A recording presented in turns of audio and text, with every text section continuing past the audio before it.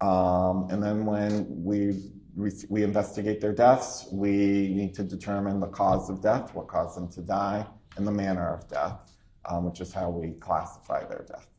We'll perform whatever investigations or studies we need to do, whether it's a record review, looking at their medical records, to performing a full autopsy, performing special dissections, having special tests run, studies done, also that we can determine what the cause and manner of death is.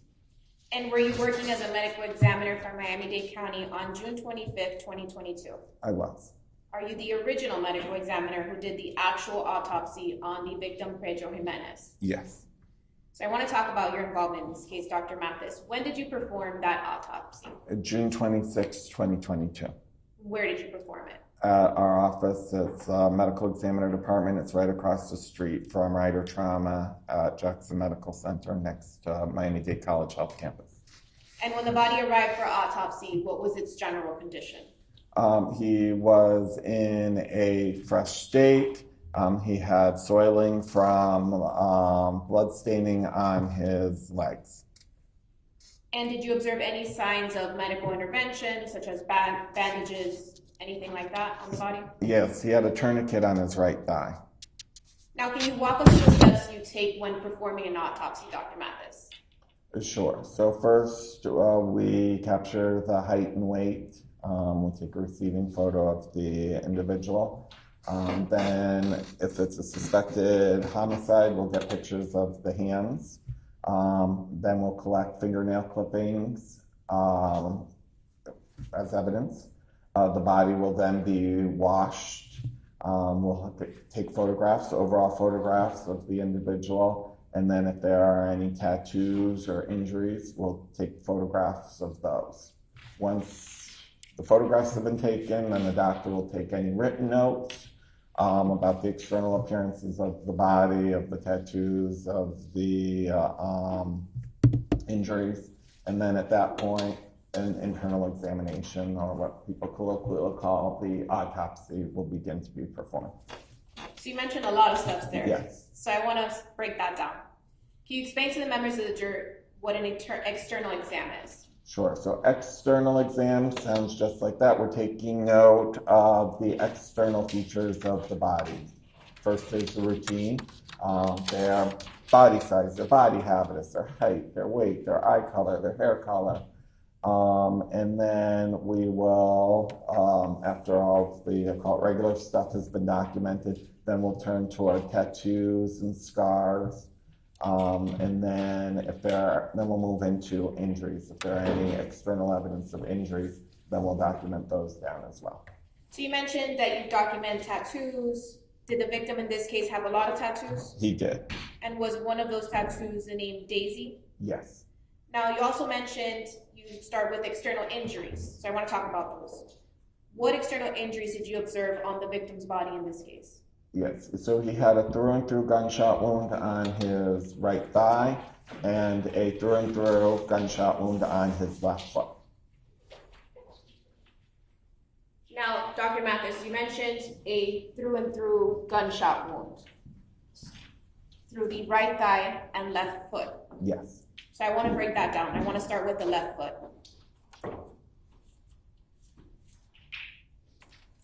Your Honor, I now move into evidence what has been previously marked as states 1W by stipulation of the parties. State Exhibit 1W marked for identification now becomes State Exhibit 20.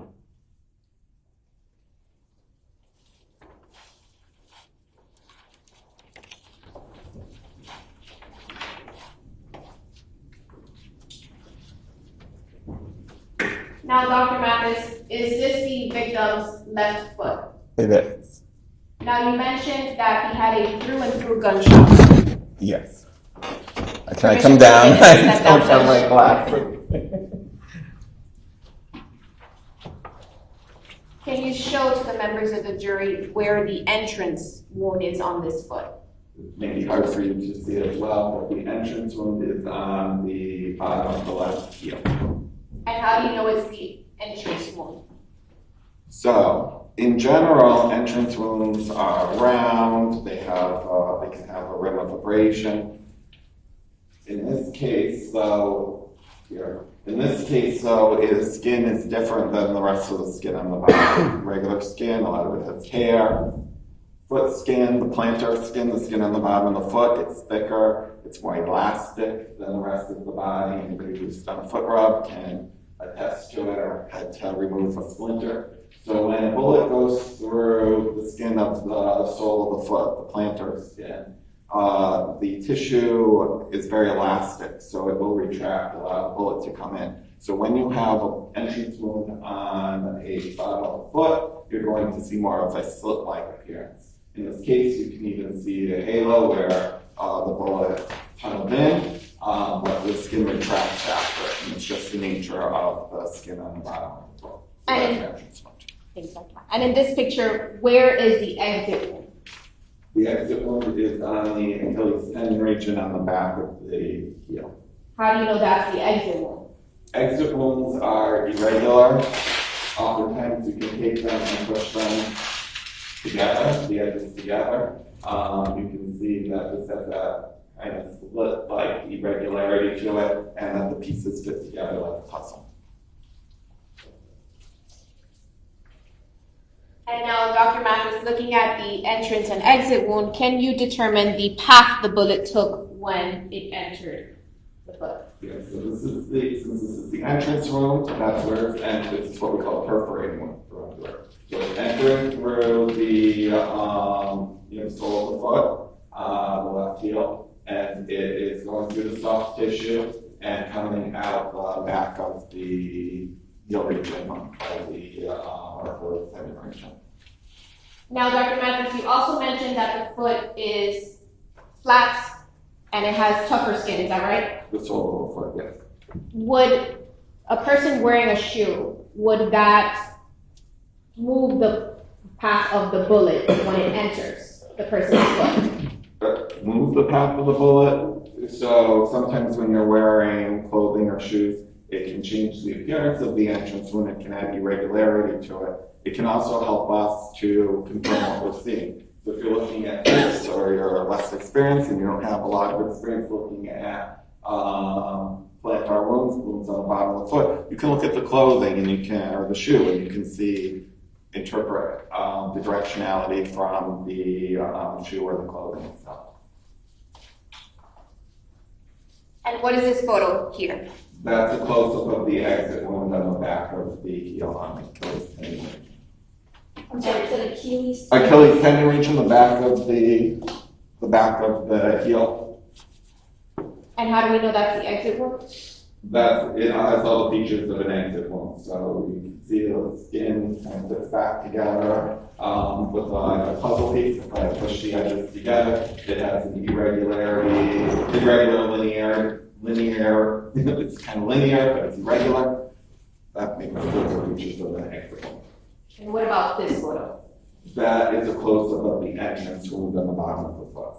And how do we know that? Because of the way it looks. So, like I said, normally an entrance wound is going to be round, but because of where the location is on the sole of the foot and the nature of the skin down there, entrance wounds on plantar surface are kind of linear. The bullet just kind of separates the tissue, comes in, and the tissue collapses behind it.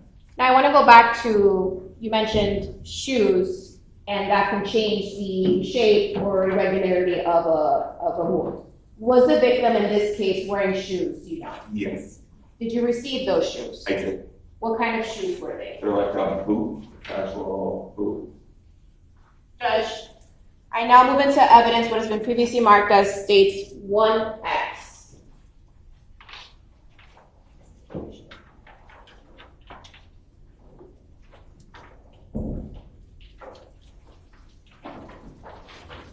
By stipulation of the parties, Judge. State Exhibit 1X marked for identification now becomes State Exhibit 21. Permission to publish, Judge? Yes. Dr. Mathis, are these the shoes that you received from the victim, that were recovered from the victim's body? Yes. They came with them. And what are we looking at here with the white, where the white stick is pointing? So there is a hole next to the white stick. This is the outer edge of the left heel region of the shoe. And then below it you have red discoloration, which looks like blood to me. This is just a further out photograph, so you can see the entire shoe. What's interesting about this picture, Dr. Mathis? So this is the back of the shoe, and if you recall the wound I kept referring to as on the Achilles tendon on the back of the foot, this is correlates with it. This is where it came out from. So it came out of the skin, and then it came out of the shoe, creating this irregular defect here. So that's where the exit wound came out of. Yes. And where was this, what part, is this the entrance or exit wound entry? This is the entrance wound. You can see the fibers of the fabric or leather are pointing inward, and it's creating a defect. So that's consistent with the entrance wound from clothing. Now, you also mentioned that in this case, the victim had a wound to the left foot and a wound to the right thigh. That's correct. I want to talk about the wound to the right thigh. Judge, I now move into evidence what has been previously marked as 1Y by stipulation of the parties. State Exhibit 1Y, marked for identification, now becomes State Exhibit 22, Judge.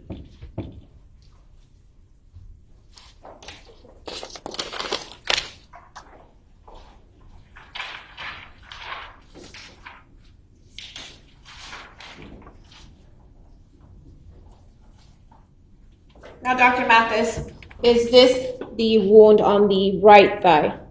Yes. So what you're looking at here is a victim lying on his belly on our autopsy table. So you're looking at the back of his lower extremities, the back of his legs. His buttock would be here, right above where the picture cuts off. And is the wound to the right thigh, did it have both an entrance and exit wound? It has both an entrance and an exit. And this wound is the entrance? Is the entrance. How do we know that for the right thigh? Because of the way it looks. Sorry. Because of the way it looks. We interpret gunshot wounds, entrance, exit, based on their morphology, the way they look. And this one you can even see from this view, at a closer up, but you can see from this view, it's nice, and it has a round this punched out appearance to it. Now, what are we looking at now? Now, this you're looking, he's lying on his back now.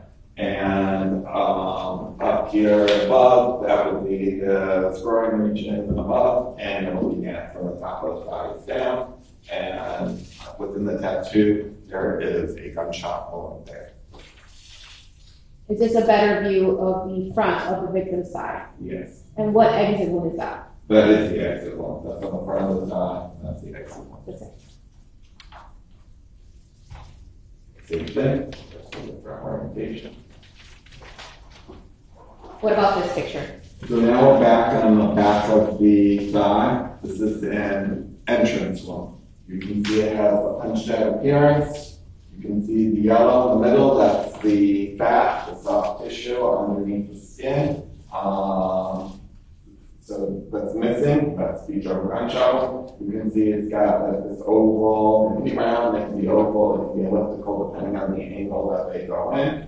Going around the wound. And then you see that there is what we call abrasion, some scraping of the tissue around the edges of the wound. These are all features of an entrance wound. Now, Dr. Mathis, for his right thigh, were you able to determine the path the bullet was taking? Yes, so this is the entrance wound, it's on the back of the thigh, so it's going from back to front. Is the way that the bullet entered through the back of his right thigh consistent with the victim facing his back to the person who shot him? The back of the victim needs to be facing the barrel of the gun. So yes. Yes. Would it be consistent if you were facing the person who shot him? No, because the barrel of the gun has to be pointing toward the back of the thigh. Now, Judge, I now move to evidence what has been previously marked as stage 1Z by stipulation of the parties. Stay Exhibit 1Z, marked for identification, now becomes Stay Exhibit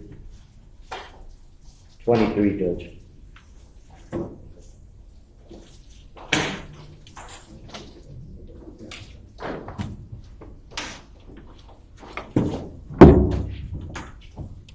Judge, permission to publish? Yes. Now, Dr. Mathis, what are we looking at here?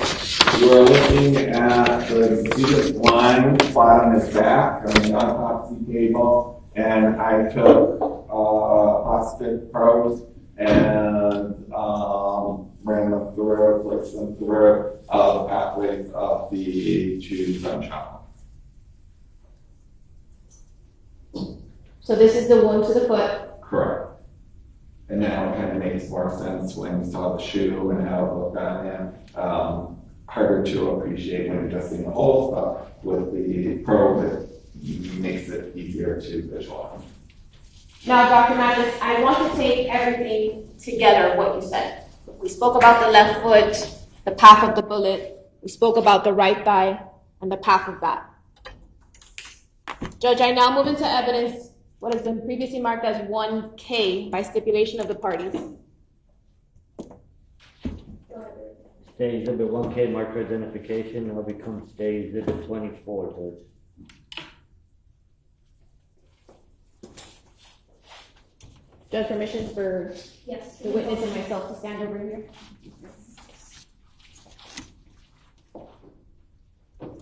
Now, Dr. Mathis, can you explain to the jury what this diagram is indicating? Sure, so this diagram here in the middle is the notes I take during the autopsy. We call it a body diagram sheet, and that's where I'm marking down his hair color, our tattoos, and then I noted where the wounds were, what their size is.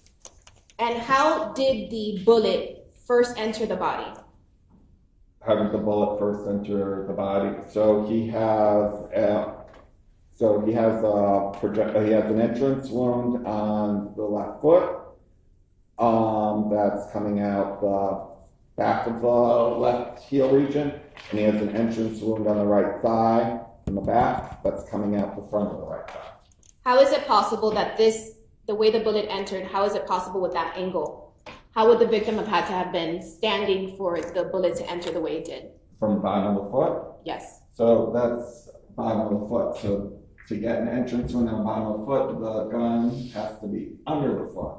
So if the foot is on the ground, it has to be, I guess, on the upper floor and coming through the ceiling, or the foot has to be in the air in order for it to get go in.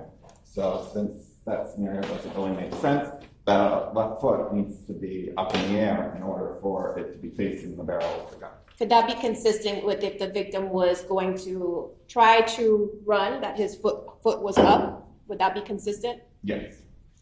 Now, once the bullet enters the left foot and exit, where does it go? So then it comes out the back of the left foot. And then where does it go? Then it's going to continue in the same trajectory along a straight line until it hits something else, And then can you just, or just drops to the ground. and then for the thigh, can you talk about how when it left the foot and it enters the thigh, how that's possible? So yes, so the same bullet can cause both wounds. It can go from the outer edge of the left foot, the left heel, to the back of the left heel region. And then the foot's up in the air, it can go into the back of the right thigh and out the front. So it goes through the foot and then through the back of the thigh and out the front. And you're indicating that the record reflects that the witness had his left foot up and his front was facing the judge. Right, so your right leg has to be forward, your left foot is up, and you could create that pathway. And your back has to be facing the person who's shooting. Yes, the back of the foot, yes, but that's where it has to come inside. Now, Dr. Mathis, looking at the wound tracks, is it possible that a single projectile did this? Yes, in the way that I just described. And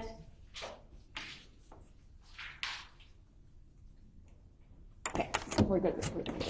Now I want to talk about the internal examination.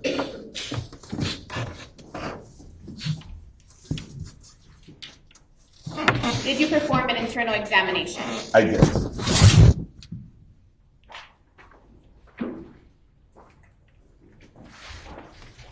Okay. And what internal damage did you observe as a result of the gunshot wounds? So inside the body, his organs, those were all good. I had to do a special dissection on his right thigh to document the injuries going on within the soft tissue. And he had a lot of blood and bleeding in the muscles of his right thigh, in the region of that gunshot wound.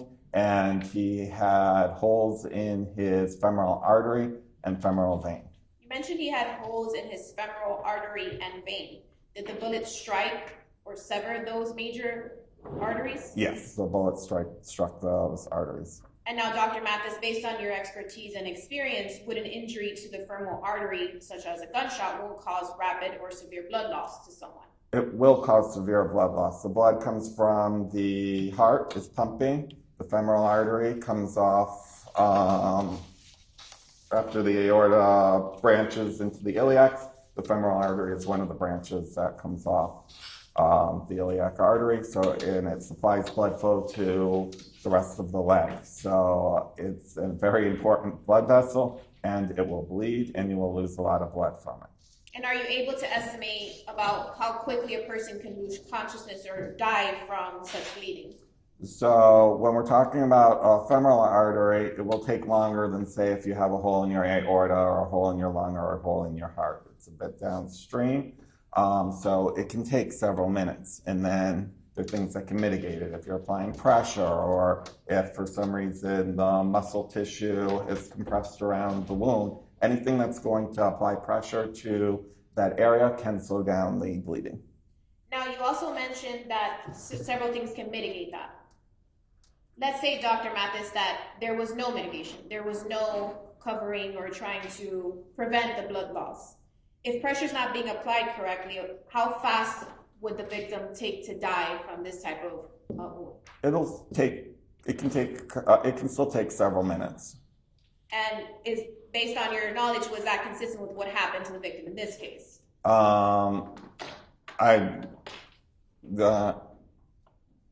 don't think there was a long survivability period, but I wasn't aware of that at the time of the autopsy. For us, it didn't matter, but it will take. It's not going to be that you're shot and you suddenly collapse. There is a time period where it will take for the blood to come out of the body, reduce the blood volume so that the heart no longer has enough blood to pump up to the brain to give it the oxygen it needs. And how is it that the blood is going to come out the body? Is it going to come out rapidly? Is it going to splatter a lot? Yes, so you have both an arterial bleed and a venous bleed. So the vein is returning blood from the bottom of the foot. That's a low pressure system. It will ooze, or it'll accumulate in the muscular tissue. The artery, on the other hand, each time the heart pumps, blood is going to be spurting out of that artery. If that artery has a clear path out the hole, the exit hole, then you will get blood coming out of that hole, and that's where you see, like in the movies, the arterial spread. If there's not a clear pathway from the hole in the artery because it's blocked by muscle or tissue, then it'll continue to spurt, but it'll come out, it may not come out as a spurt out of the hole when it leaks. It may accumulate in the tissues and then dribble out. Now I want to talk about toxicology. Was a toxicology test performed on the victim? Yes. And what were the results of that test, Dr. Mathis? I'm just referencing the toxicology report. So in him was detected ethanol, which is beverage alcohol like you'd find in vodka or tequila. He had cocaine. He had metabolites of cocaine, the breakdown products. And he had THC, which is the active ingredient in marijuana. And how much cocaine was detected in his blood? He had, according to the report, 0.274 milligrams per liter. Would you say that's a lot of cocaine, Dr. Mathis? A little bit of cocaine? It's a healthy amount of cocaine. And now, based on your experience, Dr. Mathis, what is it that cocaine does to the body or blood? So cocaine is a stimulant. So it causes your heart to increase. It will increase your blood pressure. It narrows the blood vessels. That's how it increases the blood pressure. And like I said, it makes your heart race. It keeps you. It's an upper. Based on your exam, Dr. Mathis, did the cocaine contribute to the victim's death? No, Why do you say that? because he's got a gunshot wound that went through his femoral artery and he's bleeding out, dying from hemorrhagic shock. Did any of the substances that he had in his blood system contribute to his death? No. So I want to talk about the cause and manner of death. Based on your examination, were you able to determine the cause of death? Yes. What was it? That was the gunshot wound of the right thigh. So how long would it have been, Dr. Mathis, based on your training and experience, it would take someone to bleed out or die from that injury? Like you said, it can take several minutes. Were you able to determine the manner of death? Yes. What was the manner of death? Homicide. Moment to confer, Judge.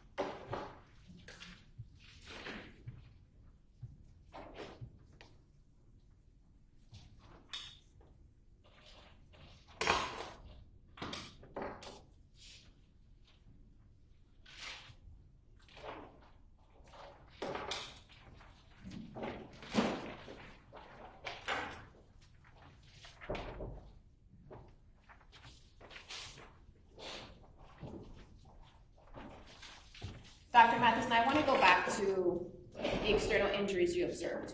Yes. If the victim was running away, I'm doing this. Yes. He's running with his left foot up. If he's doing this, is that consistent with what the shot that you observed, the wounds you observed on his body? If he's in a running position, yes. The left foot has to be in the air and the right foot has to be forward. So if he's running away, that's consistent. Yes. Okay. Now, I want to talk about ricocheting. Is it possible that the person who shot the victim shot into the ground and that it went through his left foot and out through his left thigh? Is that possible, what you saw here? I find that extremely unlikely. So when you have a ricochet, when you first fire the weapon, it has all the energy in it. That's why it can make characteristic appearances of gunshot wounds.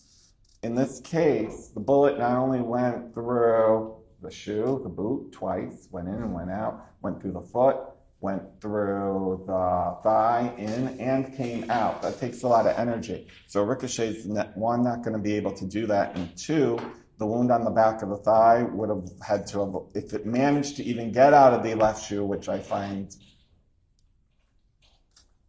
very unlikely, that you would have a ricochet that actually can go through the shoe, go through the foot, come out the shoe. When it hits that right thigh, it's not going to have that nice oval wound that you saw. So I can't see this being a ricochet. No. Now I want to talk about, again, the arteries that were damaged. Is a time delay in the time from the time that the victim was shot, if there was a time delay in calling 911 or having assistance, would that also likely contribute to his death? So when you have a wound like that, those are devastating injuries that require immediate medical attention. The wound needs to the blood flow needs to be stopped. Basically, you need to put a tourniquet tight around the wound to stop the blood flow into the leg. And then, of course, you're on a clock because the leg's not getting the nutrients it needs, and you would have to amputate. But a femoral artery wound is a devastating injury. So yes, if you don't receive medical attention, you will die quicker. So if there was a delay in calling 911 or getting assistance or putting a tourniquet on the victim, that's going to speed up the time he dies. Yes. Now I want to talk about the drugs in his system. Yes, I know you mentioned earlier that those didn't contribute to his death. correct. Would you say, doctor, based on your training and experience, that the drugs slowed down the amount of time he died, it took him to die? So there are some people who would say, okay, cocaine is a stimulant. So a lot of times when people get shot, they get an adrenaline rush. They may not even feel that they were shot till they look down and they see that they are bleeding. That adrenaline rush, adrenaline is also a stimulant, also causes the heart to beat faster and the blood vessels to constrict, which will increase your pressure. So cocaine as a stimulant could, in fact, actually help the situation because it's causing the blood vessels to be more constricted than they ordinarily would be, which is going to increase his blood pressure, which could theoretically increase his survivability period. But you still have a big hole in your femoral artery, so. Thank you. Moment to confer, Judge. Yes. No further questions, Judge. Consideration of cross-examination.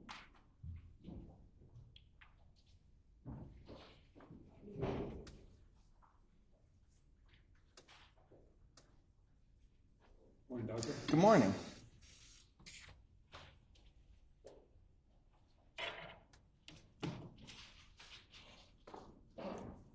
Not to state the obvious, but just to be absolutely clear, we've got 2 entrance wounds and 2 exit wounds on this gentleman, Correct. but this is all from 1 bullet, 1 shot, correct? It's consistent with that. So if the circumstances indicate that there's 1 bullet, 1 firing, this is the most reasonable way it happened. There's nothing that you're aware of that would suggest to you or indicate to you that there was more than 1 shot in this particular instance, correct? Right. Look, I have 2 through and through wounds. So could they have occurred through 2 separate shots? If that's what the scene and the circumstances supported, I'm not going to be able to refute you on that. But my understanding is if there's 1 shot, 1 bullet fired, this is how it would occur. So what we're talking about here is a bullet that went in through this man's heel, came out of another part of his foot, and then went into his leg and came out of another part of his leg. Is that correct? Yes, the right thigh and then out the front of the right thigh. How many autopsies have you done? Probably is 2,000.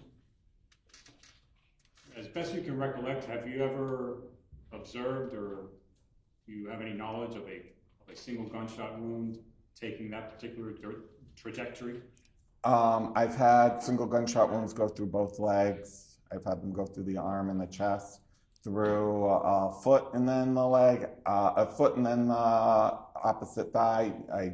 One does not come to mind.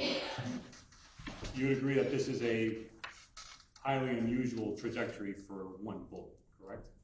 I wouldn't say unusual. It makes sense. I wouldn't say it's unusual. I would say it's not a pathway we encounter every day.